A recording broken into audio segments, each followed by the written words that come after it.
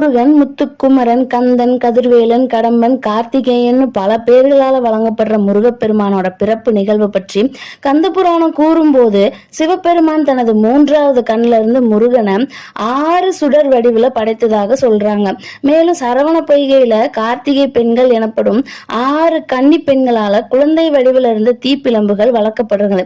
பின்னர் அந்த 6 குழந்தைகளுமே ஒரே உருவமா பார்வதி தேவியால ஒன்னா ஒரு குழந்தைய இணைக்கப்படுறாங்க. பின்னர் கார்த்திகை பெண்கள் சுயநலம் இல்லாம 6 குழந்தைங்களையும் வளர்த்ததுக்கு வெகுமதியா சிவபெருமானும் பார்வதி தேவியும் இணைஞ்சு கார்த்திகை பெண்களுக்கு அழிவில்லாம வாழும்படி ஆசிர்வதிக்கிறாங்க.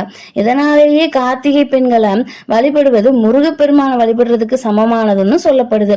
இதனாலதான் கார்த்திகை நட்சத்திரத்தை போற்றுவதன் மூலம் கார்த்திகை செல்வனான முருகப்பெருமானையும் வணங்கலாம் அப்படின்னு கந்த புராணம் சொல்லுது. இதனாலதான் ஆடி கார்த்திகை அன்னைக்கு 6 படை முருகன் கோயில்